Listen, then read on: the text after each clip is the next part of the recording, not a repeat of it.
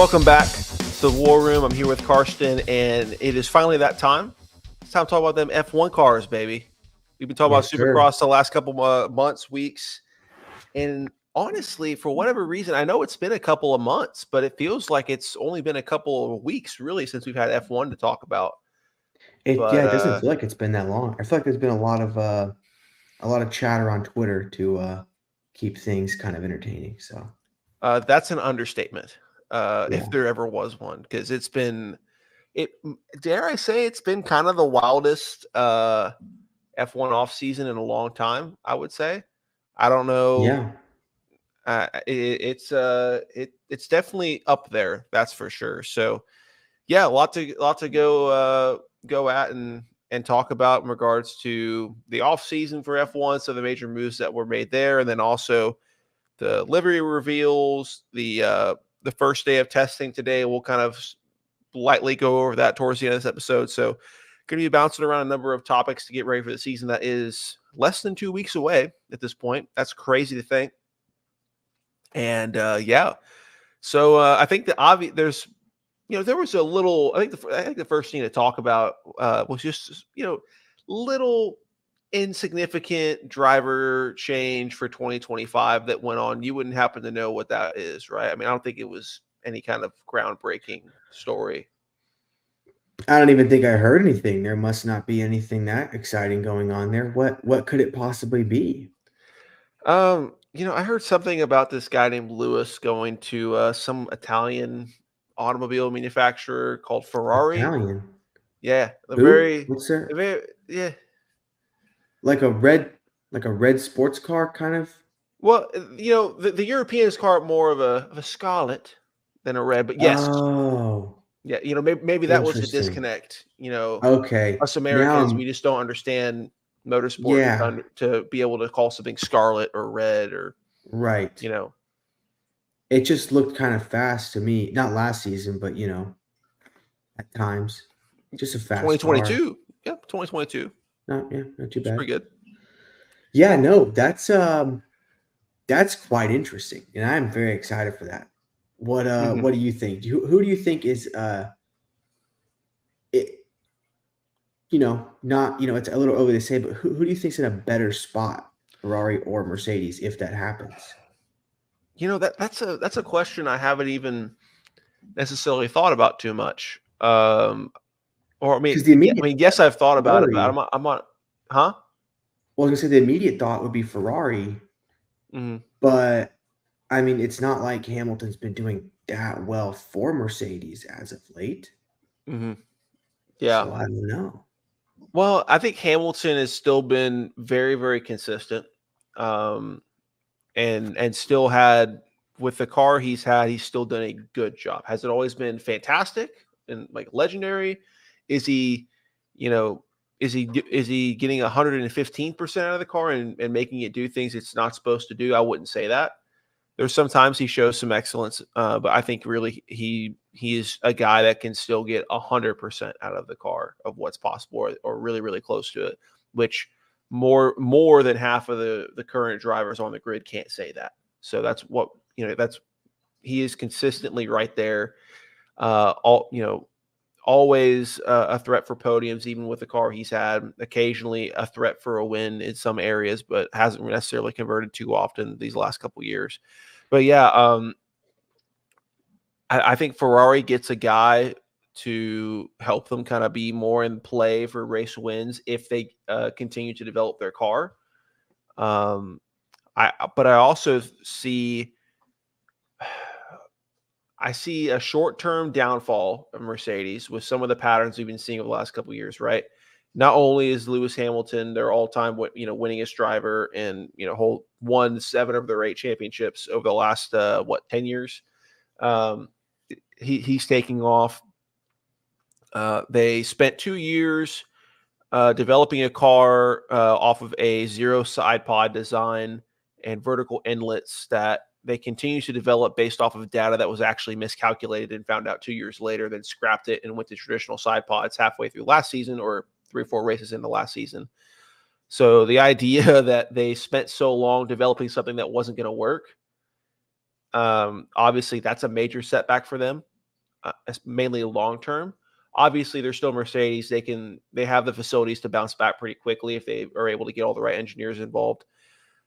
You also have to worry about certain people going with Lewis to Ferrari, just because they want to work with him. Obviously, there's a lot of rules against drivers purging key staff members from certain teams. But I mean, look, there's only so much you can do in regards to monitoring official communications, right? I mean, people can just be on the same wavelength as, oh well, he's going there. Okay, here's my 2 weeks notice. I'm going where he's going. He doesn't have to tell me. Mhm. I'm going where he's Yeah. going. I don't necessarily know who wins right now, but I think for the long term to figure out if both can win, I think Ferrari is going to win off of this in regards to not necessarily maybe winning races immediately, but I think it's a win for them to get Lewis Hamilton. I think Carlos Sainz would have been a great re-sign as well, especially meant it wouldn't have been as expensive as Lewis Hamilton. However, the revenue they're going to generate from Lewis Hamilton being in Ferrari is going to be absolutely ridiculous. So he's going to kind of, he's going to pay merch, dude. It's going to be ridiculous. So yeah. But I just think Carlos really has shown a lot of development, and I still don't feel like Carlos has reached his fullest potential. So maybe the way Mercedes wins is they either take Carlos for a 1 or 2 year deal, or they go and get someone else that's very experienced for 2025 on a multi-year deal. There's talks about them going after Alonso if he isn't satisfied with the last year of his Aston Martin deal. If they don't go in the right direction, which I think Aston Martin are in a good position. I don't see it going downhill necessarily. So I'm not sure if that's going to happen. There's also all kinds of rumors about Vettel trying to come back into the sport. I have no idea. So I don't know what they would do. Honestly, I think it'd be great if they brought back Mick Schumacher. I don't know if that's the best performance deal for them. I think Mick has a lot of potential once again, similar to Sainz. We haven't seen the best of him. We also saw him in a way worse race car than what he'd be in that Mercedes. So, it would be definitely the feel-good story of the year if he got back in the grid. So honestly, with complete bias involved in this, I would love to see Mercedes bring in Mick Schumacher, especially with the connection of his dad racing there during the program's infancy. So it'd be really cool to see. But anywho, I think Ferrari absolutely wins out of this. Time will only tell, along with decision making, of course, if Mercedes can turn this into a win, because now they've ripped the Band-Aid off. They knew this was coming. They knew Lewis was probably going to. I think Toto's on record as saying, like, hey, we knew he was going to be done within the next 2 years. The question was it next year or was it 2026 when the new regs come in? And maybe they didn't know if done meant done with them or done with the sport. They probably assumed done with the sport. I don't know. But yeah, I mean, who knows what's going to happen in 25 when this stuff kicks off, because we have to remember, this is only the first domino to fall. More than half the grid has their contracts expiring after this season. So you want to talk about a silly season. We are in for, like, if the past couple years was silly season, like the middle of this season of silly season and the off season potentially, when there's still some free agents out there, it's going to make, I mean, it's going to look like a comedy show. It's going to be like stand-up. If the last couple of seasons were silly seasons, this is stand-up comedy at this point. It's full on calculated, and just bananas. It's going to be wild. So I'm enjoying the carnage of Mercedes fans right now, especially those that are all of a sudden massive Ferrari fans after bashing Ferrari for the last 10 years from being Lewis Hamilton fans. So I have a little bit of newfound respect to the Mercedes fans that are still left, the few, the proud. Well, of course, after the season, of course, because they're still going to wear Merc merch right now, but they have that Ferrari merch on layaway. Oh, it's waiting. It's already printed up. Yep. They're doing the 4 installment payments, so it looks like it's going to come in later, and then it's ready for it's happening. So yeah. Anywho, don't be surprised if you see Silverstone or Belgium full of a bunch of way more Ferrari fans than usual. So. Oh yeah, it kind of reminds me of whenever Tom Brady went to the Bucs, and all those Patriots fans just somehow had all this Tampa Bay gear all of a sudden, just out of nowhere. A lot of people dropping their bagels and picking up some very I don't know, some bass fish and some some gator some nuggets or something. cocktails. Yeah, I don't know. I don't really know what a signature food would be or drink would be for Miami, other than just doing a lot of both, eating and drinking. But yeah, all of a sudden, not everyone's a wannabe Bostonian anymore. So anywho. Yeah. So speaking of potentially Mick Schumacher, this is a bit of a stretch here, but Mick Schumacher, Andretti. Okay. Okay. I don't know. We got there. Don't worry about it. Okay. We got there. I'll trust the science on that one. And silly season with drivers going to new teams coming in potentially, new teams maybe not coming. Yeah. Maybe not coming. Looks like they're not coming. For now, for the short term. Okay. Yeah. So for those that don't know, if you heard, I mean, once again, it's just like if Malcolm Stewart crashed in a main event, if you heard any local news reports in the Houston area of remotes being thrown or cups being thrown, excessive yelling and screaming, that was me.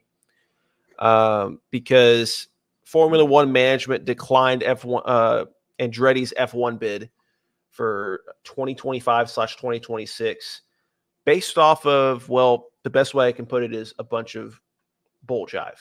I mean, there's no way around it.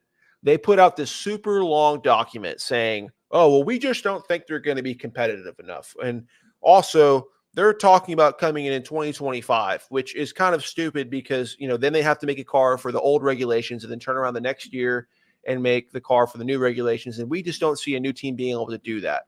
Also, we reached out to these guys asking them to come and present their bid in person in front of our CEO, and they never responded. Along with all this other crap, like, we believe that we'll bring more value to their team than their team will bring more value to the sport. It's all just a bunch of bull jive, dude. There's no way around it. I mean, look, going point by point, you're talking about a team that's not going to be competitive. Let's give these clowns a little bit of an education, okay, in regards to what the Andretti name means. Mario Andretti, I believe, listeners, Carson, if you want to fact check it, I believe Mario Andretti is the last American to win an F1 World Championship. But more importantly, he has an F1 World Championship.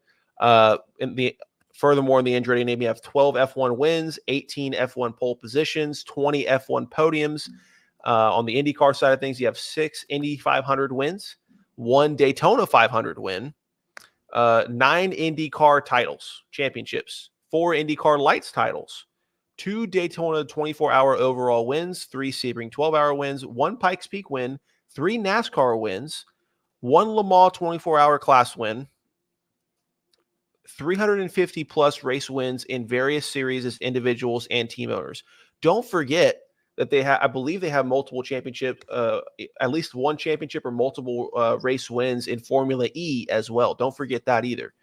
So look, if you're talking about being competitive, I mean, these guys, I didn't even talk about the fact they race Extreme E as well. So they literally do everything. They've won at pretty much everything they've put their mind to. They've had the correct amount of support to be successful from the start of all of these series.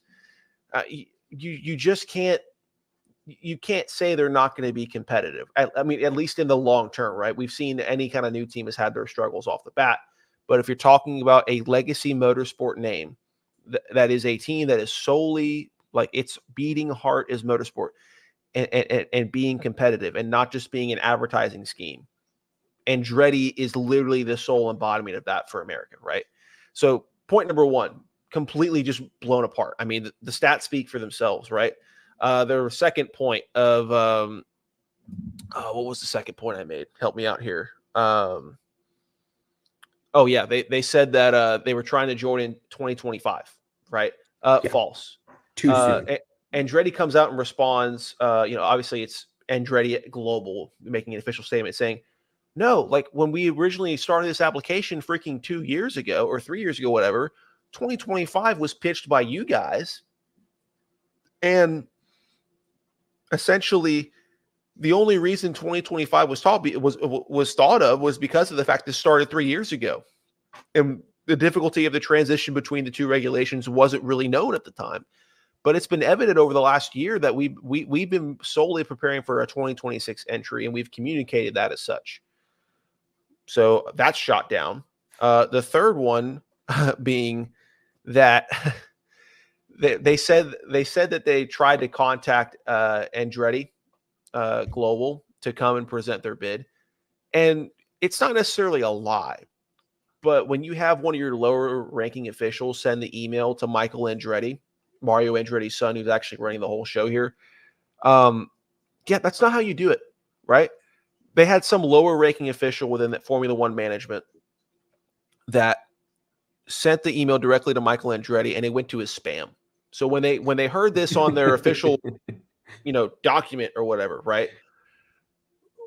The Andretti team goes and they're purging the email, looking for anything, looking in spam, looking in junk, everything. They find it there because it wasn't the CEO, the guy who's saying, well, I tried to reach out to them and schedule this meeting.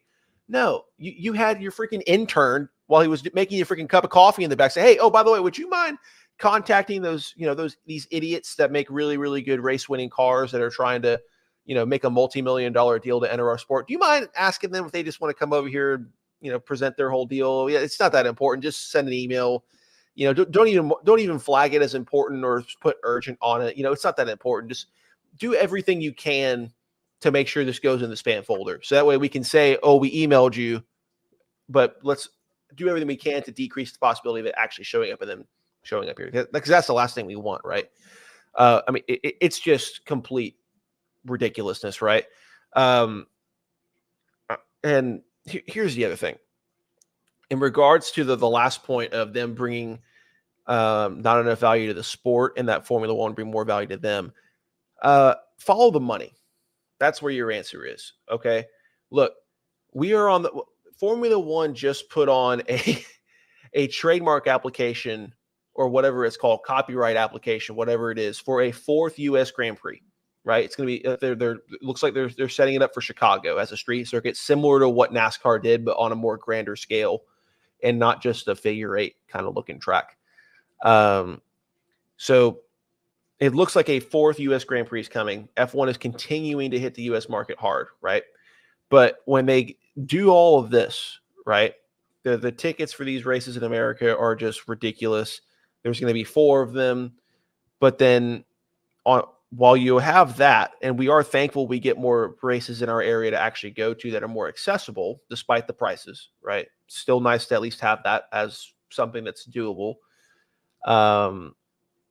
When you take what basically embodies the entire heart of American motorsport in the Andretti name, not to mention an Andretti team that's going to be bringing in Cadillac in 2028, which is known for a while now and has been officially announced by both parties as an engine provider. They're bringing in General Motors as a new manufacturer, OEM to the sport, if you will.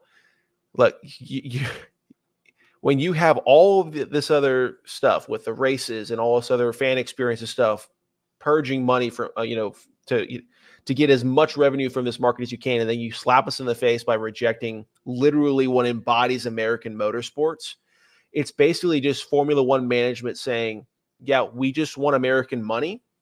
We don't want American talent, competition, technology, or anything else, right? Because here's the other thing that you have to keep in mind. Andretti's Formula One factory that they've already made and they're already building a car in is in America, right? So imagine once they enter, you finally have a factory that's in North America, right? That could and now you have potentially four tracks, 2 of them kind of more temporary, but you still have COTA, you still have some other tracks you can go test at. Probably the Indy Road Course could be a decent place to test at. But more importantly, you finally have kind of a home base where American drivers that want to be F1 drivers can enter and have a home base that's actually in North America. I mean, think about someone like Jack Crawford right now, a guy who's in F2, right? Just to get to F2, the guy has had to basically, once he was done racing Legends cars and got into open wheel racing, he's been living in Europe since he was like 12, like just leaving his family and everything behind to chase the dream, right?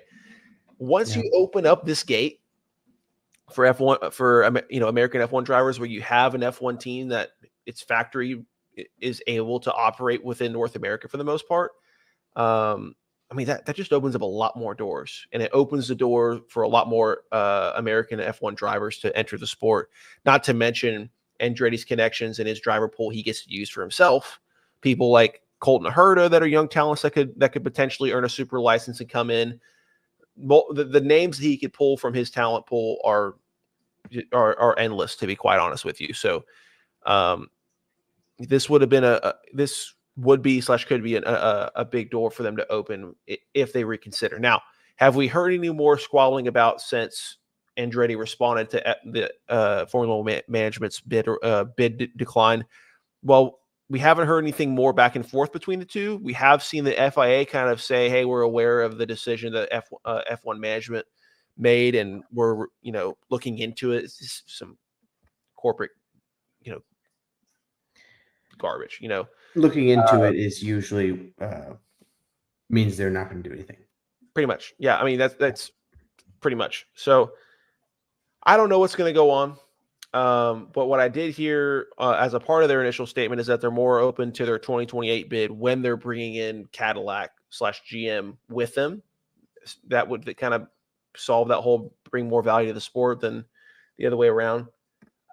So look, I think there's a decent chance this could happen in 2028, but I think it needs to be in 2026 when the new regulations happen. Otherwise, they're coming into that makes the most sense on the back. Yeah. If you throw them in 2028, they're coming on the back foot, right? Yeah. So, anywho, I look. If you look at all the other ways that these new teams have come through, literally every single new team, quote unquote, new team from the last pretty much 10 years has literally just been the constant recyclement of failing F1 teams, right? Or just middle class. We go from Force India to Racing Point to Aston Martin. All of these three new teams, quote unquote, were just people buying out existing teams, firing a bunch of people, putting some new people in, and using their existing facilities for the most part.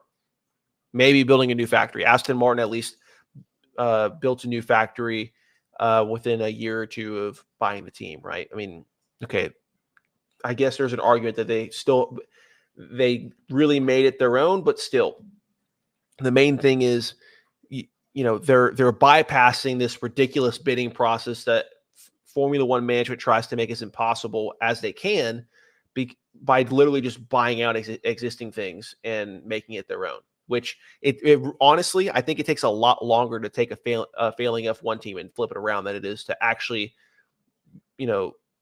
take your time and putting your bid together, taking several years like Andretti have to find the right people and not rush through things, than have to go through and do what other people are doing. And more importantly,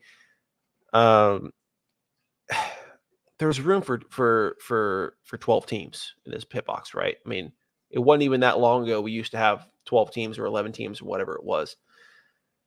It just seems like F1 is just happy with where they're at, and they don't want any other players in there. They don't care about adding more competition to the sport. The money's coming in. They don't want to change anything. And if somebody's going to change their mind about it, it's got to mean a lot more money. And what maddens me so much is because of the fact they're getting all this extra money from the U.S. races, like I said, what better way to continue to promote that for the long term and not just have this be, some kind of short-term fling from the Drive to Survive era, than bringing in an actual American competitor that in the long term could compete for race wins and is well set up with good people with a lot of experience, a lot of financial backing, a lot of which is from American technology and sponsors like GM. Bringing that in is the best way to make sure the success that they've been dying to get for the last 20 years before the last, I'd say 3 or 4 years is when it really came on strong in America. If you want this to be long-term, you bring in Andretti because Haas ain't going to do it. Right. Look, I'm wearing a Haas shirt right now. They just don't have the support and the right people in the right places to be able to make a win, even a podium team right now. Like if we got, through any season within the next 3 years and we had a Haas podium, do you realize how on fire Twitter would be, because it'd be so out of left field? So how do you think America feels to have their only team be basically from the start of every season on the back foot? The last report I saw was that Haas is not even concerned about pace going into testing so far, and that they're more focused on what the tires are going to do. They're trying to figure the tires out. So, look, has Haas made steps to like get more financial backing and whatnot? Yeah, you get the MoneyGram. That's great for them, but that stuff takes so much time to actually be implemented, right, and invested correctly. But also, they just don't have the right leadership. And I don't think getting rid of Gunter was I don't even know if it was the right move, but I know the problem wasn't just with Gunter, right? You failed to be able to develop cars over the course of a season, pretty much since your existence, right? They usually just on a good season, they'll have a good car that's like a P5 to P8, kind of car at the start of the season, and it slowly fades to P16 by halfway through the season every time. So it's just frustrating. We have a team. America has a team, but we don't have an actual player in the game. If that makes any sense, it's frustrating to me. I mean, on your side of things, what were your initial thoughts when you saw this bid declined? My thought is, I feel like they see it like they've already gotten the American consumer and they don't need this. They're looking at it like, we do have an American F1 team. We've got races in America. Everybody in the US is now, not everybody, but most folks are familiar now with F1 a lot more than they were before because of the show on Netflix. And yeah, I mean, honestly, I think the best path forward, Haas, go hire Nick Saban. He's out. He's not going to put up with this mediocre performance. Okay, he's going to have those boys out there developing that car like you would not believe, brother. Mm-hmm. All right, nobody's coming into work late. Nobody's going home early. Okay, they are going to be out there running Oklahoma drills in the middle of that factory. Freaking pushing sleds, bro. Oh yeah, they're going to be pushing the car. Okay, he's gonna be like, if this car doesn't shave half a second, you're pushing around the track. All right, and I mean, it's championship time. Bring out the Dom Perignon. You know what I'm saying? If we get Nick Saban on the team, can you imagine what media, like F1 media, would be like with a Nick Saban? Like, just imagine like the British media. Can you tell us anything about the car? We haven't heard any technical problems you've been having. Can you elaborate? I'm not going to tell you, so quit asking. Quit asking right now. Roll Tide. I mean, go Haas. Yeah. And I've been running this program. Okay. Anywho, yeah. Look, I think Haas's problem, it's a leadership thing, and it starts at the top, and they need to. Well, yeah, I mean, they have a lot of problems. They got money problems. They've got they don't have the best drivers. They don't have the best of anything. And in Formula One, you have to have the best of everything if it's going to work. That's just how it is. If you're second place in any one category, boom, you might as well be last place. So, yeah. And then, like I said, I think they just feel like they've already got the American consumer. And like you mentioned, they don't think that Andretti is going to bring as much to the sport as they'll bring to Andretti, which I agree with you. I think that's totally false. But I'm sure they've got some nerds back there punching the numbers, looking at it, going, yeah, according to my calculations, they're going to bring in this much money to us. They have this much viewership. We've got this, blah, blah, blah, whatever. And, I don't know. Who knows?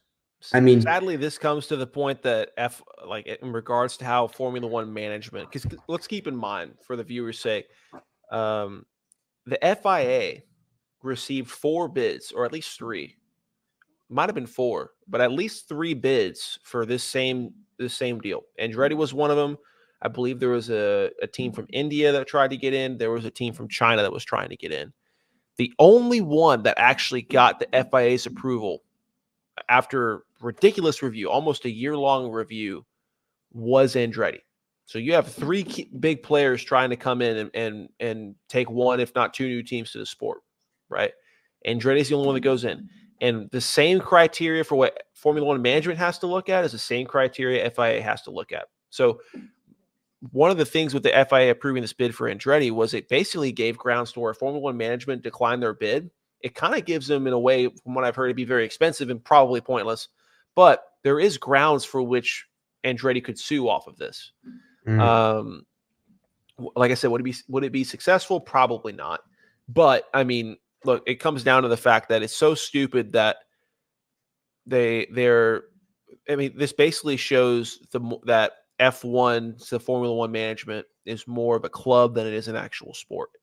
If it was a sport, then the competition would be what you would find as your direct equivalent, or at least one of your main factors to driving success and revenue, right? If the NFL has one team that continues to win literally every year, and there's no one else even close to them, right? Look, we went through the Patriots, right? We went through the early 2000 to literally 3 years ago or 4 years ago, Patriots, right? But still, there was a lot of people that won in between them. I mean, heck, freaking Eli Manning beat Tom Brady, okay? I mean, we have to acknowledge that. That happened, okay? No one would have thought it would happen beforehand before it happened, okay? But there was still, I mean, we had all kinds of people winning in between that. Formula One does not view it that way. Whenever there's any kind of dominance, it's actually business as usual for the sport. We haven't really had any kind of significant title fight between 2 different constructors since 2013 and 2021, and for half of 2022. Over these last 10 years, there hasn't been anything else. So really, over 10 years, we have 2.5 seasons, really. Yeah. Where there's some kind of back and forth between 2 cars for a potential championship with one of their drivers, right? 2 different manufacturer teams. So it's obvious to F1. And look, I get with the new regulations they've been doing to change the cars. They're doing some things, but it's not their most important thing to them. What's most important to them is this is more of a club. It's more of a elitist atmosphere, if you will, because of the fact that, I mean, look, what was the first journalist report we had to all listen to when this news broke? I mean, literally within minutes of this announcement, they have Martin Brundle on Sky Sports being interviewed. Oh, Martin, what do you think about this, Martin? Martin, what are your thoughts, Martin? And Martin's like, yeah, if you want to join our club when the going's good, we don't want you. We just don't want you. You should have made your bid when it was bad. I'm like, okay, well, all the guys that joined when things were bad were making really cheap bids, and you let them in. Let's not forget you let in Haas, whose sole reason for joining F1, believe it or not, on their application, like one of their main reasons was purely for advertisement, right? The definition of F1 is bringing more value to you than you are to them, right? Before that, let's not forget this. This is not known much at all by a lot of people. There was a bunch of shady people that put together what was originally, it was accepted by the FAA. They were supposed to join the grid. This is like, I want to say 2009, give or take. There was supposed to be a team called USF1. And it's exactly how the name sounded. An American F1 team bringing in, hopefully, an American driver at some point. And it was supposed to be the launching point for bringing F1 back to America and making it prevalent again.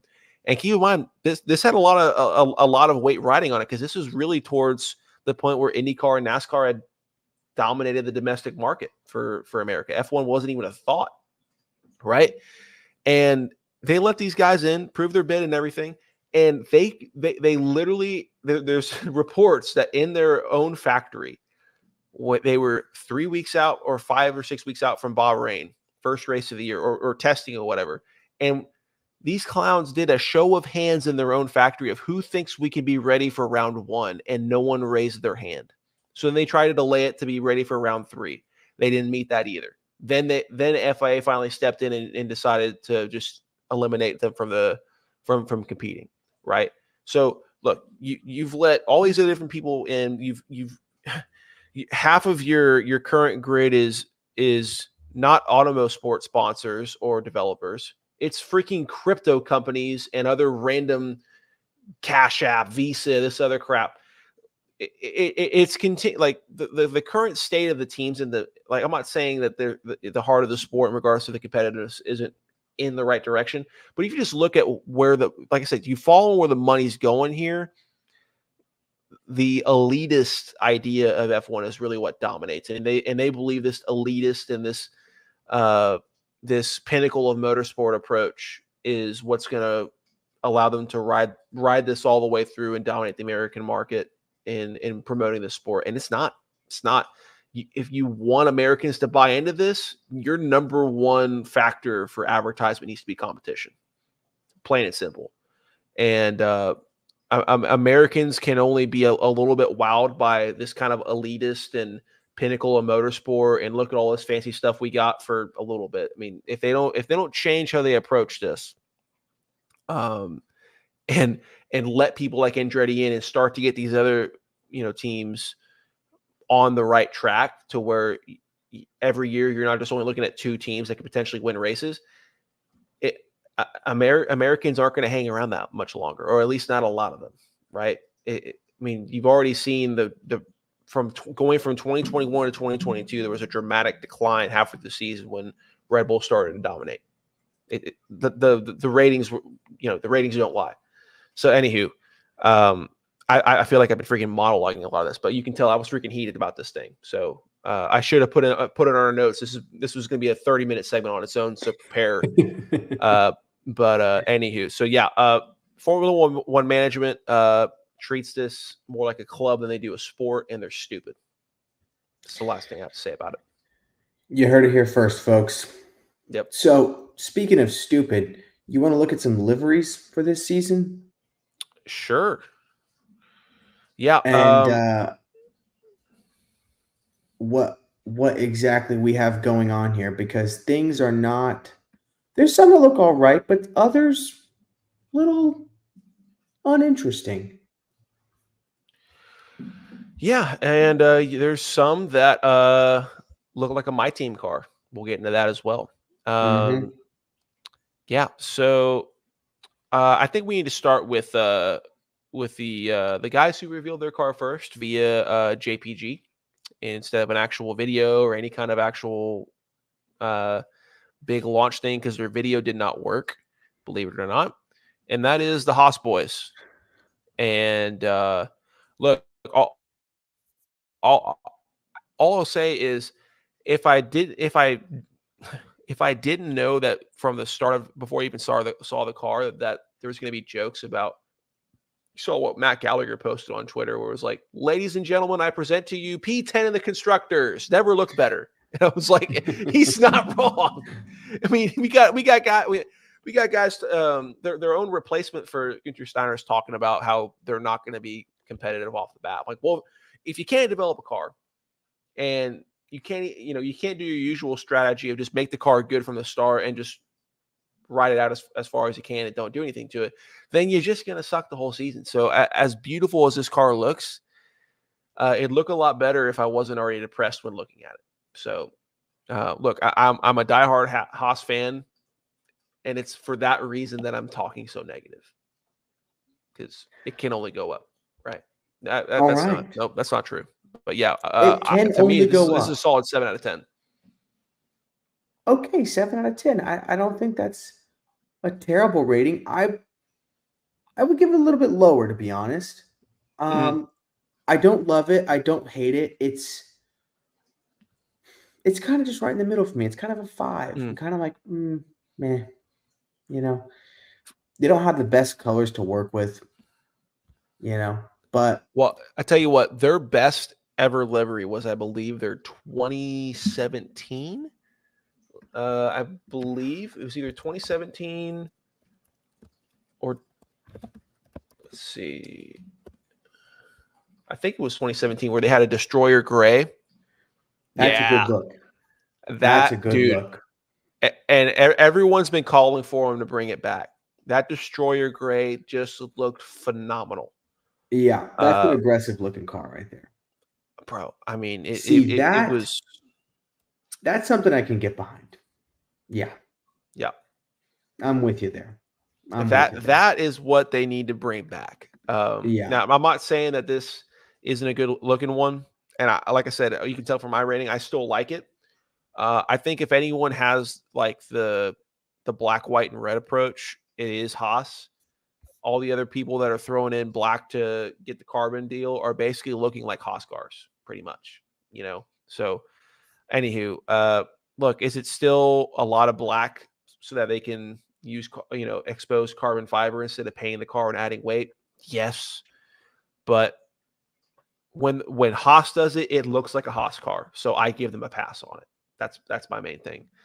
But yeah, so what was your actual number on it? Was it a 6 or a 5, a 2? I give it a 5, middle of the road. Yeah, it was fair. Yeah, fair. I guess we want to go to Williams next. That would do just fine. I like the Williams car this year. Yeah.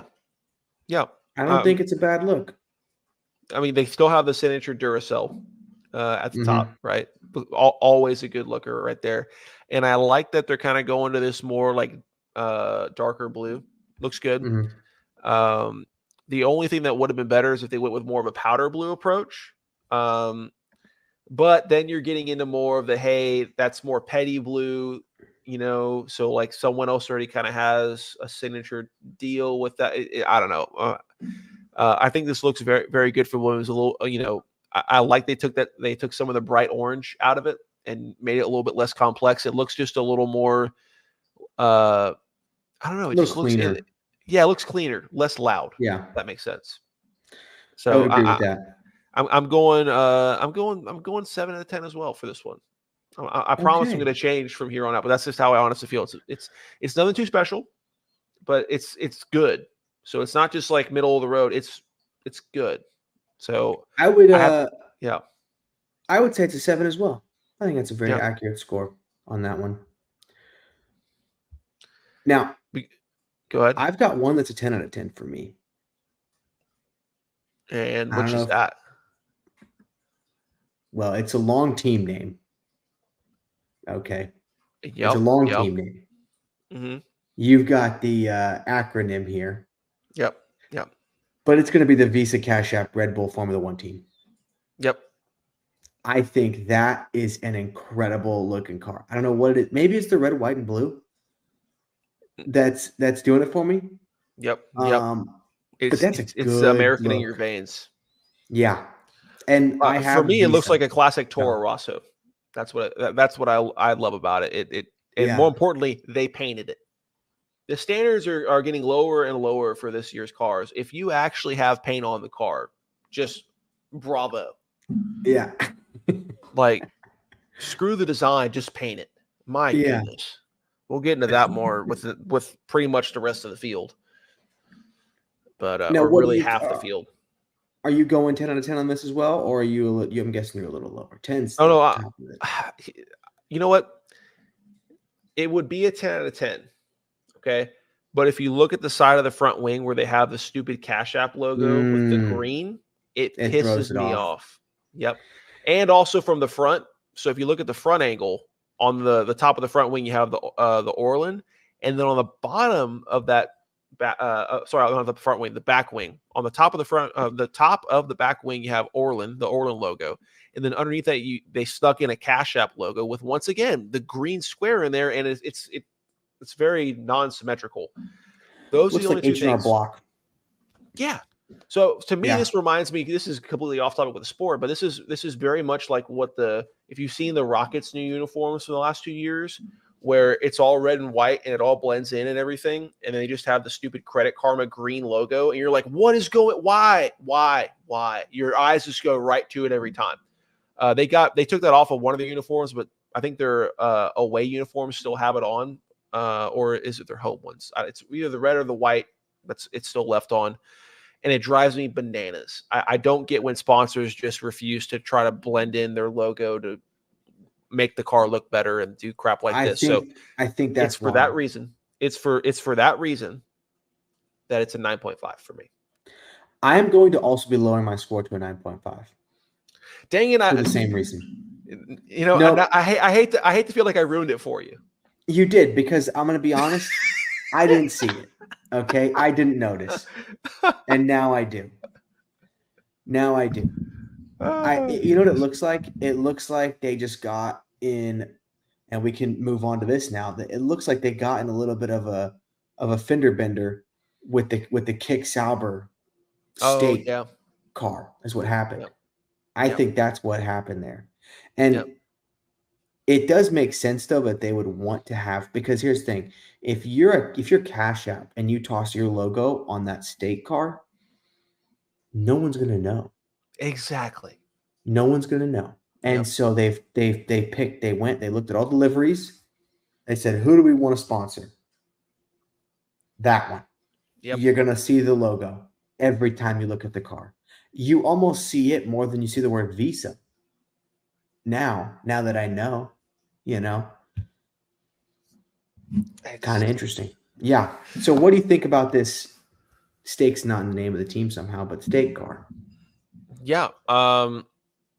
So when I initially saw it and I saw the bright green, I was like, wow, this is something, right? Mm-hmm. Like we got a new color, like this bright, almost lime green in here. And,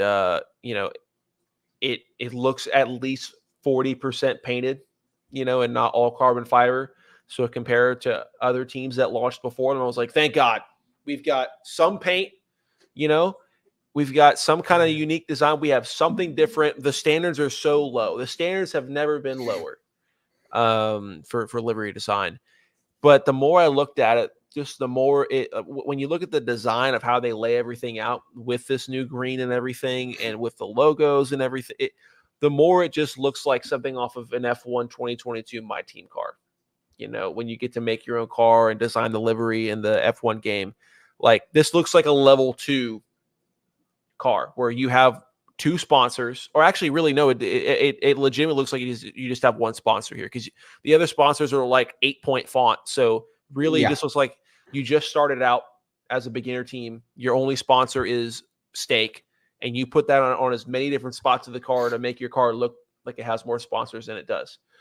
And then not to mention, I think it just looks a little not blocky. I don't know how to, mainly when you go to the like behind the side pods, the way that's laid out, it looks like a Pac-Man walkway, if that makes any sense. The way they blocked it out like that.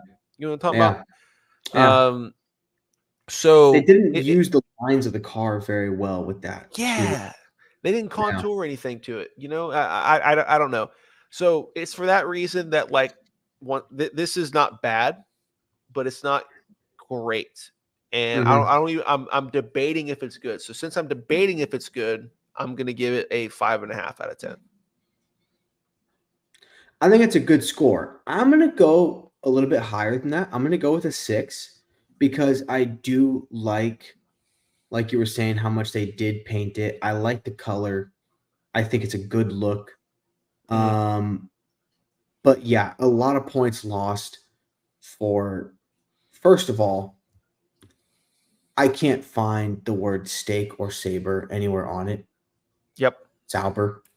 Yep. Sauber. So I feel misled.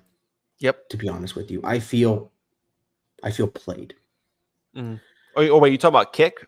Because steak's all over the car. Oh yeah, see what I'm saying? Yes. See what I'm saying? I already think that the name is different. I can't keep it straight. How am I watching F1? How am I going to tell my wife, look for the Kick Sauber car? She's going to say, what? Where? I see Williams, steak, Ferrari, Mercedes. I see all these other. I don't see Kicks. I'm like, oh. And you're going to be like, babe, there's no steak racing. Steak's the one I'm eating right now because I'm an American. Yeah, steak, medium rare. What are we talking about here? Exactly. I say no. It's the green car. Exactly. She says, oh, you Kick. She says, oh, the Kick Sauber. You mean the steak car? Now she's trying to educate me. Exactly. You can't let the tables turn on you like that. You can't have it. Can't have it. When the tables turn, your steak's no longer in front of you. Okay? And then the last thing you want is to turn the table. That's the last thing you And want, and that's what's coming next. If you keep thinking that it's the kick team, and yeah, you and can't find now it there. that I'm getting worked up, points off. There you go. It's Look, a all they have for kick is a small little K on the little nose of the front wing in 0.8 font. yeah. That's all they got. And you know what? It's probably green. It's actually black. Okay. So like That's honestly, your eyes don't go to it at all. yeah, right. Like if I was kick sponsoring this, I'd be kind of pissed. Like it's the Kick Sauber team, but you have one little K on there Yeah, from what I see. that's what you got. And They got the Steak, name on the uniform. let's not forget that like Steak is also kind of under some trouble here because of the fact that I don't know if you heard about this, but apparently in negotiations, Steaks said to Sauber that they had a license for Sauber's headquarter territory, which is Switzerland, I believe, when in fact they don't. So for a while, they took Steak off of their website for logos, and they took it off of all their car graphic designs for a little bit So it's because of just a the blank fact that they car. were like, why do you not have this licensing? Like, because it basically, if you don't have that licensing for their area, that you can get sued off of that. So they had a little Interesting. oopsie. And I don't know if it got fully resolved. I haven't heard anything new about it yet. So, but I know it was a problem. So just all kinds of disorganization and like this further points to my whole thing about like look at the sponsors that are running this stuff. You got all these freaking crypto guys. I don't even know what Stake does. Do you? It's sports gambling and just gambling in general with Okay. crypto. You gamble with crypto. That's the most current F1 sponsor I've heard of in my life. Gambling and crypto. Like, It's a combination. It's the dude, intersection of the two. bro, Dana White and Trevor Wallace could like putting their heads together could not come up with a better sponsor for anything than that. Like my goodness, like that's just these are the kind of companies that are fueling the sport right now, and it's just a further showing of the short term wave that they're getting, that they're not necessarily taking any steps to actually make sure the guys that are in the sport are actually contributing and adding value and getting the right people to invest. Because I mean, when Rich Energy had their issue with Haas, you would have thought everything was just it was an utter downfall, and it set Haas back for years. Let's not forget that. So you think of all these teams like what Alfa Romeo, Sauber, but it was Alfa Romeo for the last couple of years, and Williams and Haas and AlphaTauri. These teams that just can't break the mold to be in the top 5 or top 10 consistently. It's for stuff like this, bringing in the wrong people that are there for a good time, not a long time, and not making the right routes. So I don't know if this team in general is going in the right direction, but they painted their car more than half the rest of the field. So got to tip my cap to them. Make sure those checks don't bounce. So, okay. So Who's next? looking at so state car, Yep. poor contouring with the design. Correct. A car that is contoured very nicely while having a lack of paint. McLaren. Oh, yep.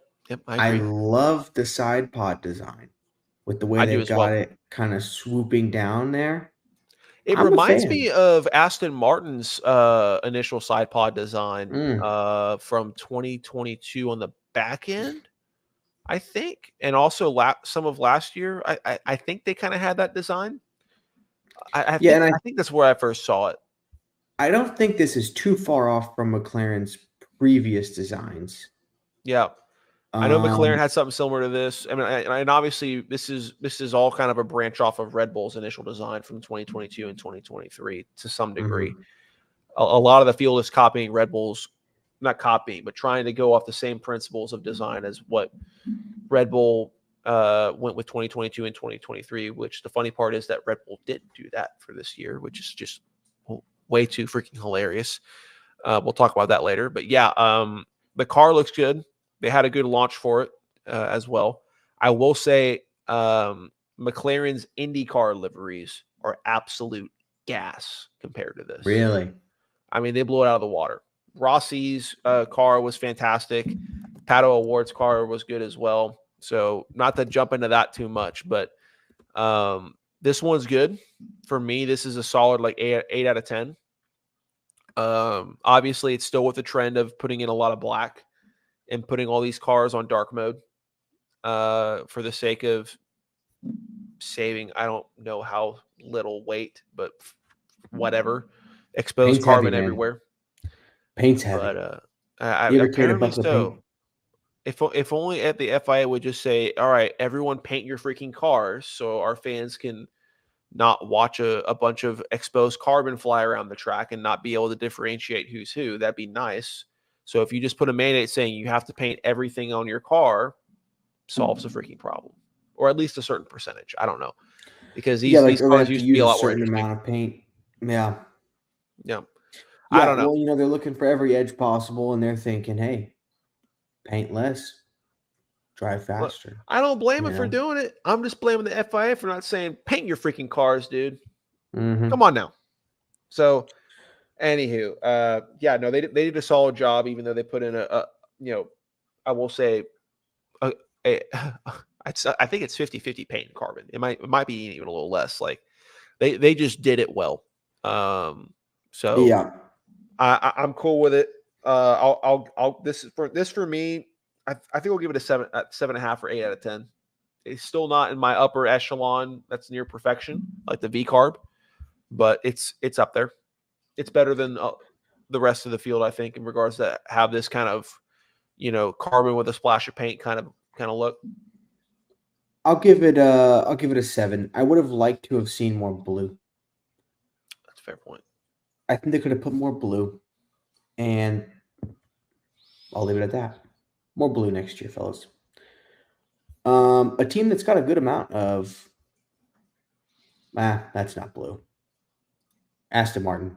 They got a good amount of color. They painted. Props to them. Yeah, they painted. And there's not much different to it. There's some slight changes in regards to this year's Yeah, Aston it is Martin than quite the last. similar. But look, with Aston Martin, I mean, look, as long as you give me that beautiful British racing green, I don't care what else you do to it, except for their first year where they had to freaking throw in the BWT pink in highlights there, and I didn't like how that meshed. It still looked good, just not as like I was expecting that car to be like it is now, and they instead all where you see all the little like almost neon bright green highlights, it was that pink because BWT just can't stand to have any other representation than putting pink on people's cars, being known for doing that. They're stupid. That's all I have to say about that. Anywho, as long as they keep rolling out this British racing green with these neon green highlights or whatever, it's just always a chef's kiss. For me, I've once I heard Aston Martin was making their own team, basically something like this was my first thought of how it should look like. The only thing I'd like to see different, is I wish there was a way. I know you have to put a Ramco on the rear wing. I know they're limited in what they can do design wise because of the fact that you have to have your sponsorship of someone like a Ramco in one of the largest spots to put them. So I get it. It's going to go on the rear wing.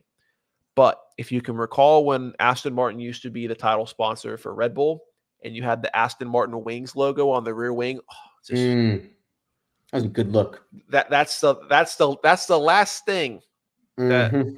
That's the only thing I can ask for. Daddy Stroll, Little can you wing on wing. please bring? I don't care if you got to put a Ramco over it. Can we get the Aston Martin Wings logo on the rear wing of this masterpiece? And it will be a 12 out of 10. But because not, and because of the pretty much kind of the lack of change, the only thing they changed was just how they approached blending in the green paint to the side pods and leaving some exposed carbon there. So it looks like there's a little bit less paint from the front instead of a little less paint from the side. It's just a different approach. To me, this is an 8.5 out of 10. So yeah, really, really good. I'd say even though they didn't make a lot of major changes, like I said, the standards are so low this year. They painted it, and a good I'm gonna chunk of it. go. I'd say 7.5. I would agree with a lot of the things you said. I would also have loved to have seen a little wing on wing. I think that'd be incredible. And yeah, I think some changes would have been nice, but like you said, they did paint, which is important. Yep. Another team you mentioned there, Alpine. It seems like they put less paint this year. Oh, how could you tell? Was it the fact that there was less paint? There's less paint, yeah. Um, and that just really jumped out. Well, it was less pink, is what I'd say. Less pink paint. Oh, I thought you said paint just in Yeah. general, or did you? No, both. Yeah. Okay. Yeah. Less paint, less pink. Yeah. Which it's not Yeah. terrible. No. I mean, it doesn't look bad, but it's the No. fact that this is a team that when they entered in 2021, you remember that 2021 livery where they did have black, Mhm. but I mean, man, they had a really nice looking blue, red, and black and white kind of going thing. Like they incorporated kind of the the French flag in their design in that kind of like 30-degree angle trifecta, if you remember correctly. Mhm. And it was one of the best looking cars in 2021. And then they bring in BWT, and BWT is like, we do what we do. We make cars pink. And it's just, 2021 was like chef's kiss. And now it's, oh, well, 2022 onwards, it's like, oh, that's where the pink guys went. They went from Aston Martin to this team, and now they're making this car pink, and it was like, all right, now we have to deal with another, BWT making this thing pink and taking away that beautiful design. That was already bad enough. It still looked okay. I would even say in some instances good. And then now they're doing what the rest of the grid, not all of them, but a majority of the rest of the grid are doing, where, all right, how can we make this basically exposed carbon with the least amount of paint possible? We put it in the places to make it look like there's more paint on the car than there actually is from the right angle. So when you look at it from the front, it looks like there's more paint there. When you look at it from the side at a completely perfect 90-degree angle, it looks like it's more full of a paint scheme than it really is. Like when you truly look at how much of this car is painted, it is literally just like, I mean, just imagine a very, very underseasoned white chicken breast, right? Where like Mm. the person who made it believes that salt counts as a seasoning. You know what I'm talking about? That's basically what that's how they approached putting paint on this car, right? So it's not that the thing altogether looks bad. It's just when you look at this is if someone told me what's your problem with current F1 schemes in regards to liveries right now and the direction that F1's headed, I would show them this. Really? Wow. And I would That I would show them the contrast between 2021 and now, when you had that beautiful red, blue, and white and black scheme that was signature to Alpine, and now they've cashed out to get money from BWT, so their freaking car is pink because that's just what BWT does, and now they're one of the many exposed carbon teams. So well, I think we have the most exposed carbon in Mercedes. that is a fair point. That's a fair point. The But silver arrows are, well, not very silver and very they carbon. brought the silver back though. They brought the silver back, and this is the team that had the all black look last year that looked phenomenal, right? It's So not I know it's a little bit hypocritical because last year they were all black and everyone lost their minds, right? Yeah. But there were sections of actual black paint on that car and not just exposed carbon. It wasn't literally just a walking piece of exposed carbon in the shape of a Formula One car. There was black paint on it in certain areas, um, and and I really like the blending between the silver and black on this one, and you can see the way it kind of fades out in the end. That there's more paint on this car than meets the eye, especially when you look at the side angle. You see how it kind of fades, and you have the Mercedes logos Mhm. on the back of it. Obviously there's on the back end of that's going to be a good chunk of exposed carbon, but there's more paint on this than one may think, right? But especially from the front, I mean, this is still way more paint than I'd say four teams. of what we have So here. you're not just going for they need color. You're looking for straight up paint quantity. We talk about that paint, baby. Okay. Okay. All But right. look. I guess here's what it comes to like. If you compare this to um, the Alpine for the extreme example, right? When I look at this design, Mercedes has had this black scheme incorporated for the last several years, right? 2020 or 2021 or whatever it was when they had that all black design. It was awesome.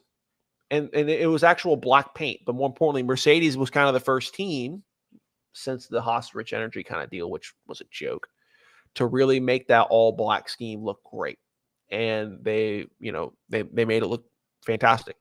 And um and it, using black as a primary color in some of their designs was kind of Mercedes thing before a lot of other people, right? In regards to the recent years. So for me, Mercedes is one of those teams that they can get away with putting more black into their car. One, because a lot more of it's actual paint than people think, but also because of the fact that when I think of Mercedes over the last 5 years, having a lot of black in their designs is kind of signature to them. They were doing this before the exposed carbon thing was this big of a factor. And more importantly, if I showed you um, a side by side of this with the Alpine, right? The current Merc for this year and the Alpine, which one is the one that actually screams we are trying to just go for carbon with a splash of paint, right? It's not the Merc. The Merc looks like someone actually took time to design this livery, right? And it looks like, you know, an attempt was made at making sure that the colors that they want to represent their brand are there, and that the colors that are signature to the brand over the recent years are there. With Alpine, there is no signature color for the last couple of years because they had it in 2021 for 1 year, and then it's gone so they could sell out for BWT and take their money and make their car pink. And then this year, they're on their third year of doing that, and now they're selling out for the exposed carbon thing. I guess not selling out, but just they're doing that whole thing. So it's like there's two what's the word? Like there's two just already things you can point out in Alpine's livery. It's like, oh well, this is a gimmick. That's the word. There's two gimmicks in their design. With the Mercedes, there's no gimmicks to it. Like obviously, there's going to be parts of exposed carbon where you see the black, right? But like in regards to incorporating black in their design, that's not a gimmick for Mercedes. That is Mercedes from the last couple of years, if that makes any sense. I don't know if it's making sense, but Yeah. Mercedes has more of a right to make this work than other teams. Yeah. I think that's valid. I agree. I think Mercedes car looks like a stealth bomber. It does. With a little splash of little green coming along there. I think it Look, looks sick. this car is coming after that oil. That's what it looks like. Yeah. And the fact If you have I Ineos on the top of it is very fitting for a stealth bomber. Yeah, I will say this. If I were to take the color scheme and kind of the vibe of any of these cars and have to put it on my actual car, it would be the Mercedes. Yeah. So I think that deserves, gosh, at least like a 9.5, maybe a 9.8. Yeah, for me it's a solid 9. And look, Yeah, do you realize how difficult it is for me to say everything I just said about Mercedes that was all nice, right? I that's like true. you know me, I'm the CEO of hating Mercedes. Yeah. So the standards really have to be low if I'm giving Mercedes this high a score and going into detail about why their livery is better than half the grid. Yeah. I We mean, are, man, these teams need to understand if they want you as a fan, it has nothing to do with performance. It has 100% to do with paint quantity used. And that's just how it is. So, well, and like I said, like I don't even blame the teams on them doing this because if I was if especially if I was a midfield team struggling to get in the top 10 and get points, I would freaking do anything possible. I mean, if I was Haas, I would roll in an all black livery with it would literally be all exposed carbon with some white stickers on it. And I say, we are showing up the Bahrain like this. Anything I can do to get my car closer to the front, right? So the FIA needs to do what they're supposed to do and say, cut the BS. You have to paint everything on your car, or at least have 90% paint and only 10% exposed carbon. So that way no one has an advantage. Just take the advantage out of the equation so that these teams actually get to create unique and iconic liveries that will promote the sport better. Simple as that. See, I think if it was my team, I'd take the opposite approach. I'd go, you know what? We're in last place anyways. Might as well look good doing it. Let's go wild on the look of this car, and we're going merch sales from here on out. It's about pushing t-shirts. It's about hats. Okay, I'm talking pants. Keychains. So basically AlphaTauri. Yeah. Literally, it's a clothing brand. I mean, that's kind of what they were doing. Yeah. And, the car, it's a good look. So, yeah. I don't know. I think because, here's the thing. If you want people to look at your car, you do two things. You either put it at the front of the pack and win, or you put it in the wall. You put it. Hey. When Romain Grosjean did that, a lot of people were looking when trying to. The Williams got a lot of attention last year. So did the Haas. And I'm just, yeah. I'm just saying, the mid-pack cars didn't get looked at a whole lot, but first and last, boy, we were glassing those puppies up. Okay, watching the replay over and over. We might be onto something there. You watch the replays. I think we discovered a major conspiracy here. You watch the replays of the crashes. Yep. Not of the finish. Yep. So what I'm hearing was Romain Grosjean into the wall at 100 whatever miles an hour was an inside job. No, that was too much. Okay, see what he did there, it totally messed it up. You cannot have the car catch on fire. You can't see it. Okay, he took it too far. We were watching the replay in slow motion of it going into the wall. So for that brief time period where it was in slow motion before it hit the wall, we're all seeing the logos and then we're seeing everything on fire. It looked like napalm at one point. This is true. I would give, as far as like advertising ploy goes with that wreck, I would give it an 8 out of 10. Had he been able to get the car crashed in such a way that maybe the side pod came off and was right outside the fire, sort of advertising in front, okay, so that the viral photo going around had some kind of advertising in it, he would have been a 10. Just imagine like he slams into the wall, giant explosion. It looks like he's dead because that's what it looked like on live TV. That's what. But as they look at the slow motion, just a little piece of debris falls, lands right in front of the camera, and it says precisely. It says Oakberry right there, and that's the slow motion replay. If I'm Oakberry, I'm like, and that's the photo we circulate. That's the one.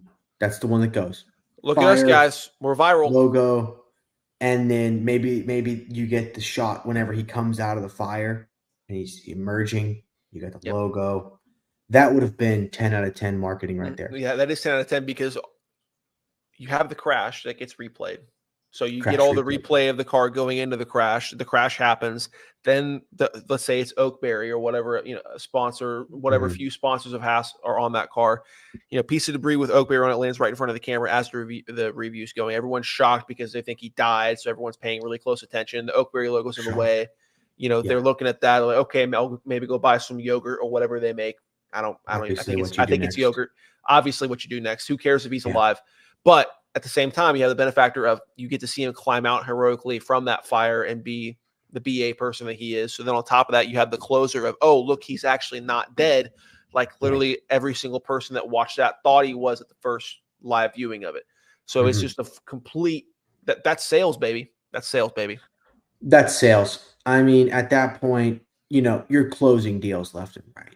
Okay. I mean, commission out the pens are clicking, POs are getting filled out, invoices. You're re-inking, what I'm saying? You're gonna have to wet that quill, baby. You have to wet that quill, They're gonna go through and they're gonna be looking at the end of the quarter and they're going to go $10 million at Office Depot. They're like, yeah, we had to buy more pens, dude. Signing deals like you would not believe. Oh yeah. And You let's not know, even I get mean, started about the printer paper sales. I mean, on that. I mean, well, you know what? It could be a DocuSign. So, I mean, yeah. if we're really trying to cut costs, and this is getting into the weeds, Yeah. okay, it's DocuSign.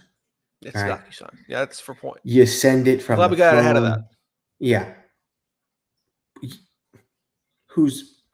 When's the last time? Actually, I signed on a piece of paper today, I will say. So I can't say when's the last time you signed, but why'd you have to be honest on this show, dude? Like, come on. I didn't mean it. I'm just saying. Dad, come it. Jeez. Well, speaking of sales, who's next on our list? Because I'm pretty sure from who we have left, there's going to be, well, with the exception of one team, there's going to be a lot of sales for either their diecast cars or their team merch. It's a 50-50 shot. We got Red Bull and Ferrari. Okay, not well, let's very go. changed. Let's go with the one that did not change at all. Yeah. And that'd be Red Bull, right? So, they won with it. Yeah. Why change it? They're not trying to win a beauty contest. And they don't win. Yep. The weird thing is with how bad some of the other liveries are, they're still kind of close to the top. I mean, for me, they're a 6 out of 10. Yeah. And like if this was in taking the last 10 years of bias out of this, if I saw this for the first time, I'd be like, that's a freaking great looking race car. Right. I love I get they're kind of going for like an Alabama uniform approach, right? They know they're limited to what their sponsors are, right? They know that they have to put all these sponsors in these certain places, and they can't change that much, right? They can't take the Oracle logo off the side pod, right? They can't take the BYBT logo off the rear wing. They can't do the Red Bull logo has to be in that spot and only that spot and only that design, because this is stuff that is just unchangeable, right? So there's only so much they can do. And they don't want to change the primary color of the car to like a white or something like that for whatever reason, which everyone's been asking for. That would be sick. And they've done it before as a one-off, and it was molto bella. I mean, it was amazing. It was amazing. But they don't want to do it. So, but with all of that in mind, if I saw this for the first time, it's great. Great job. Right. Like this is a design they nailed. They're just running into the ground. Yeah. But they're trying to. It's almost like they're trying to make it an Alabama Crimson Tide uniform or like a Penn State uniform, to where you go, oh, when I see this, I think this team. It's the same every year. It's a traditional, a jersey I buy 10 years ago is going to be applicable now. Same kind of deal. Yeah. It's not your Oregon Ducks. Okay. Yeah. New uniform every hour. Right. But they win. And for that, it's hard to knock them. You know what they're doing? They're looking at all these other teams that are getting, a little creative each year. And they're going, guys, you do realize that to win, you have to be fast. Why don't you, what is it that he says? Go fix your car. Oh, yes. Yeah. A little bit different diction. Yeah. Just a little bit. You can, I was paraphrasing. Yes, obviously. Okay. Yes. We just fix the car. Think of the children. Yeah. And they said, oh, fix the car. Yeah. Okay. Yeah. Let me get out my paintbrush. Yep. And Christian says, no. Paintbrush. Yep. Paintbrush. What's a paintbrush? He's like, we fired our graphic designer after 2010. We asked them to design a good looking car. They did it in 2012 or 2010, and then we fired them. The job was done. Job's finished. Yeah. They went into paint.net. Yep. That's the only paint I know. And they put the logos on the car, and we said, oh my gosh, it's perfect. It's exactly what we were looking for. Yep. A, a Red Bull can Yep. with a couple other words on it, Yep. and it wins. Yep. 100%. Now, there's another team here similar to Crimson Tide. Mm-hmm. They're red or Scarlet. It's a scarlet. scarlet, Yes. sir. It's a scarlet. You know, this is history. This is Mm-hmm. tradition. Okay. This is the pinnacle of motorsport. You cannot take a historic name like Ferrari and tarnish it with saying red. It is scarlet. I'll Well, have if they want to not be tarnished, they need to win a little. Okay, that's all I'm saying. Yeah, I mean, yeah, the Ferrari. Yeah, the Ferrari, fantastic. that's Uh, good. I think it's my favorite of the liveries, to be quite honest with you. Really? Yeah, no, it is. I mean, it's my favorite for this year. I think my favorite over the last 3 years is still Aston Martin, just because like that's one of my favorite like liveries in general is putting that British racing green on there. But for Okay. this year, Ferrari absolutely nailed it. Oh I wow. like the addition of a little bit of yellow, not too much yellow, but just a little bit.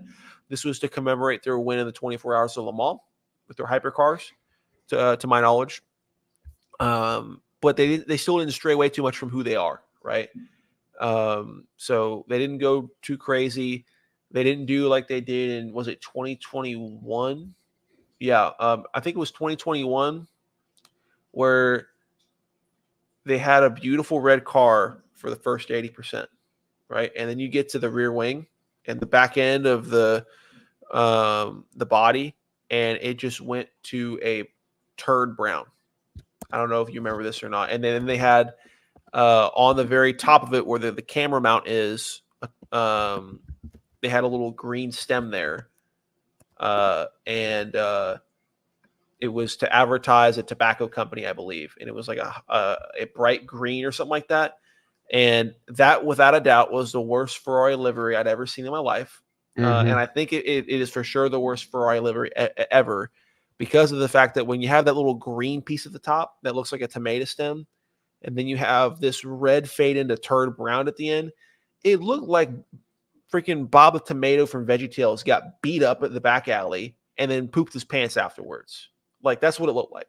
There's no way around it. Like you look at that, that's what I envisioned. It looked like he got into a street fight, looked like he owed someone money, and got scared so bad that he sold himself, and then was left there, and then got turned into a race car somehow. I don't know. Look, it's late. We're brain's going a little bit wild here, but like I stand by my words. Okay, I said that in 2021. I have the texts from Instagram for me texting my boy Chance Miller. Shout out. I can bring them up. It would take me 3 hours to scroll to bring them up, but I have them. Okay, I do have them. I'm saying the same thing I said then. So that was the worst Ferrari livery of all time. That was the bar lowered. This is the bar raised. This is very, very good. They did fool us though, because they put out a video saying that the rear wing was white. If you remember, I would have preferred that. I yeah, think a little more white would look good. I agree. I'm not too much of a fan of the wheels. I think they could have thrown some color there. You don't like Maybe. the red wheels? What wheels are you looking at? I mean, talking about the red trim on the wheels. I don't see any red It's trim. red with a yellow highlight. Is it really? Yeah. I got the wrong photo. Maybe I do like the wheels then. Hang I on. hope we're looking at the same one. Somebody's got the wrong car. Oh. I found it. There we go. Yeah. That looks good. That looks much better than the one that I saw. Was it like last year's you were looking at, or what? I guess so. That's odd. That's very odd. Huh. But yeah, Okay, yeah. the Italians, I think they got it right with this one. I'm Yeah. going 10 out of 10. What's your rating? Well, the one that I saw before was like a 5. Ah, Meh. yep. Which for Italians when they're with their cars, a 5 out of 10 is garbage by their standards. So Yeah. hopefully it's a little better than that, at least a little bit. Or I'm gonna have some very angry Italian friends of mine hitting me up in my DM saying, "Who is this guy talking about this being a 5 out of 10?" Now that I'm seeing what I believe to be the correct vehicle, Mm-hmm. Mm-hmm. I give it a I give it a 9. Solid. I'm much happier Solid. with this. Yeah. Yep. It's a good look. Yep. Yep. I don't even remember if I actually rated the Alpine car, but I just want to go on record of saying that's a solid 3 out of 10. I Wow, think I that's think I low. think it was I think I was too busy trash talking it to actually give it an actual number. But I You just want want to to give I it a want to go number? out of You my want way to to bring it up just to say it is a 3 out of 10 for those that were wondering. Do you want to give it a number? You could leave it blank. Yeah, you know what? I'll leave it blank because no, I'm kidding. It's a 3 out of 10. Okay. All right. 3 out of Yeah, 10. it's a 3 out of 10 for me. All right. So yeah, that completes the whole lineup. So yeah, I think the Ferrari and the V car get the highest scores from us, with Alpine I think getting the worst from us. And yeah, I mean, look, all in all, we're always happy to see new designs, but we just want to see them painted. The standards are so low. Paint your car, you know. Mm-hmm. That's all we can ask. But yeah, I guess to close out with a little bit of early news from the first round of the first day, and maybe day and a half at this point at the time we're recording. By the time this is posted, it's probably going to be 2 or 3 days into testing. Maybe testing's even over. Depends on how soon I can get this out. The early testing reports I'm here right now is that if you go back to that Red Bull, and everyone was freaking out about not the livery when it got released, but the actual design, the vertical inlets. They were even talking about a zero side pod design. The memes were going all over the place on Twitter about Adrian Newey ripping another line of cocaine and just going, "I can fix her." When looking at the Mercedes zero side pod design with the vertical inlets that they abandoned last year because of that whole false data thing. And Red Bull just said, you know what? We got, 2 championships with this car. And, we could just put literally zero effort in and go after this championship once again and probably still win it. But you know what? We're bored. This money's not going to spend itself. We have a reputation to uphold of spending all of our budget, and sometimes a little bit more than we should have. Okay, just a little more. Just catering. It was catering. Okay, let's not forget it was catering. It was catering. I swear. I'm reading a quote from Horner. It's Christian Horner said it was catering. I swear. Please don't ask me about it again. Anywho, yeah. They look really good. There's no way around it. I mean, they have this new design that people were like, are they like, how much of a slap in the face it would be to Mercedes to take the design that they failed to make work and be like, what should I add? It's done. You had the right idea. You just didn't do it right, kid. Watch this. Let Adrian Newey cook. Okay. So that's going to be fun to see if it actually works. And imagine it. They said for 3 races they want to run the zero side pod design because it'd be adequate for that track, is what they're hearing, if things continue to go well. So just imagine if they go with the zero side pod design and make that thing work. Is there anything wild? Yeah, is there anything against them changing designs? Like with how you only can change so many parts out during the season? Is there a No, you just side got to stay in pod? budget. Nope. Okay, No, so there's not like because you only get 10 side pods or 5 side pods. I mean, I don't guess if believe you start out so. with none, then The main component restrictions are for the combustion pieces, okay. right? With your power unit. That's the main thing, in the transmission as well. And steering wheels apparently. Yeah, I guess. I think everything else, because of the fact that they can be subject to, possibly more minor damage. I don't know. I haven't seen as much. I haven't seen any kind of penalties given out for replacing a side pod. So, and if you think about the course of a season, like if you look at like a McLaren or like Aston Martin, through several of their seasons the last 3 years, in the process of trying to find the right design, Mercedes did the same thing last year too. They'll go through 2 or 3 different approaches to side pods, or just aero designs as they roll out upgrades throughout the season. So there's nothing stopping from Red Bull from switching side pod designs midseason as long as they fit budget. I see. So it's not a part of the power unit, or the transmission or anything like that. So you got to worry about that. So, or the energy store, anything like that. So those are usually the parts that are under the mandated 5 or whatever parts a year. So should be no problem there. So yeah, Red Bull looking really comfortable. I think they were a second or 1.2 seconds ahead of the fastest lap time, and had a lot of mileage logged as well. So no reliability issues. Max, particularly driving for the first half, looked a little shaky on the first couple laps and then just got dialed. He just went wide a couple of times in the first couple laps and then made some adjustments, solid the rest of the day. McLaren and Aston Martin, they look to be right below Red Bull and looking pretty good. Also got a decent amount of mileage. And that's really the key with testing is you could put down some fast laps, but if you're only getting like 50 to 60 miles every day, 50 to 60 laps every day, you're not getting enough data to actually see if your designs are going to work under race conditions, or at least as much as you really could use. So the guys that are like in Williams' position today, they had a lot of reliability issues, and I think they got less than 60 laps in, which is not good for testing. That's going to serve a problem. I don't know about Haas's reliability issues, but I do know Haas was being Haas, in the fact that they were, of the 10 drivers that were driving today for the first practice session, of course, Kevin's at the very bottom.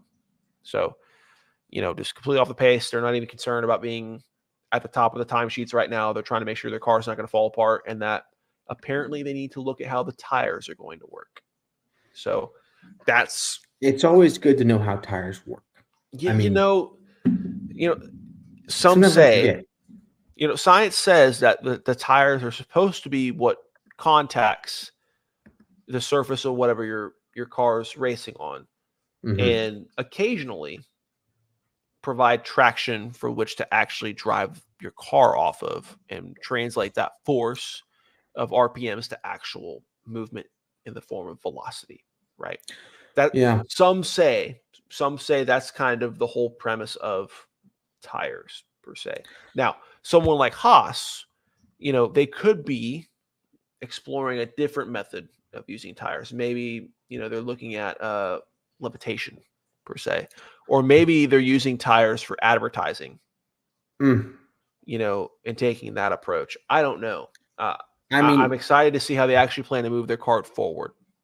I will say Haas has a tendency to make contact with parts of the car that aren't the tires. Yep. You know what I'm saying? Yep. And, maybe they're kind of going back to square one of being like, okay, let's redo our approach here. Yep. Where is the best contact point on the car? Is it the tires? Is it really? No. We've tried other portions. They certainly have. A little DNF. Yep. DNF. Yep. That's what you get there. Yep. So. Yep. So they found out through their data upon multiple trials that the front wing is not a good source of traction to use for propelling your car forward. So hopefully the front wing has been eliminated for potential candidates to replace the tires if the tires don't work. Right. But hopefully they didn't read that memo wrong and go, oh, eliminate the front wing? Okay. They're going to go a step further. Like, hey, Merc, hey, Red Bull, you said 0 side pods? I say 0 wings, baby. 0 wing.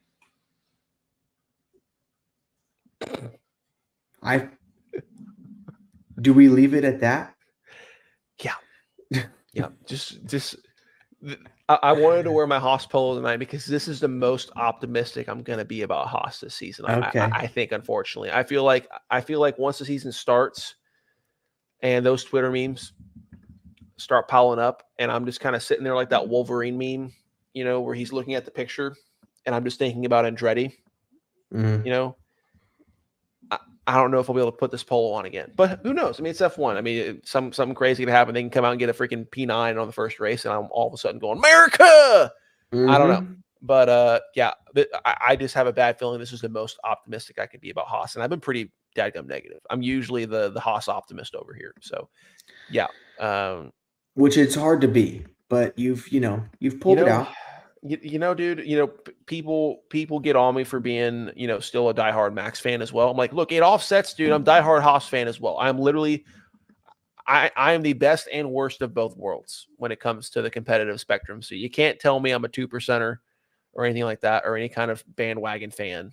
Mm-hmm. Like I put up with this. I put up with this. Okay. I willingly support this. I wouldn't say approve of, but I support this. So, it's not made for everybody. I mean, a lot of mental therapy sessions are starting to stack up from being a Malcolm Stewart fan in Supercross, along with Chase Sexton, and then now Haas. And let's not forget the first early years of Max Verstappen. Especially 2020 and 2021, how much mental toll that took. Yeah, it wasn't always winning. Yeah, and even when he did start putting out wins in 2021. I don't know about you. Anyone that was a diehard Max fan in 2021 with that championship played out was electrified, but also pulling their hair out with how tight it got. I mean, I was stressed as crazy. Yeah, I mean, stressed like crazy. It was ridiculous. So, like I said, I've done my time, and despite that, I'm still doing time. It's like a willing prison when it comes to being a Haas fan. Like, it's just like, all right, you're done. No, I'm not. For a while, I feel like. Yeah. So it's a little bit of a toxic relationship, as some would say. Yeah. Yeah. But yeah, as much of an acid trip as the last 45 minutes of this podcast has been, that's going to wrap this one up. And that's the best preview we're going to be able to give you guys for the season. We'll be back next week. Coming back from the road on a squad trip over to see the Dallas Supercross race. It's going to be awesome. And we'll come back with a race recap next week on that.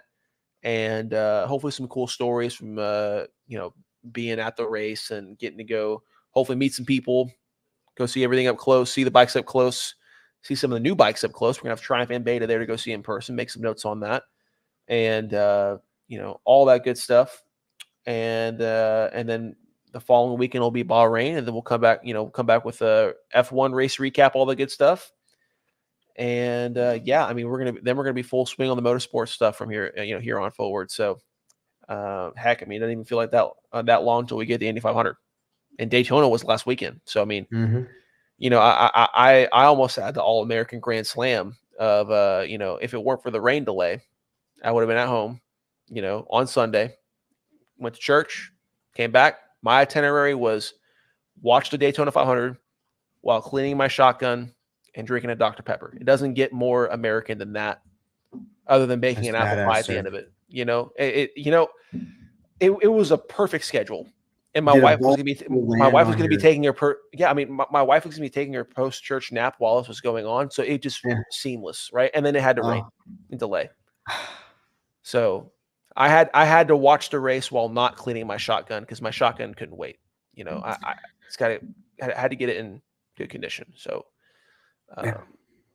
anywho, so it wasn't the All-American Grand Slam that I hoped it would be, but beggars can't be choosers. When the rain delays stuff, you're just happy for a race. Yeah.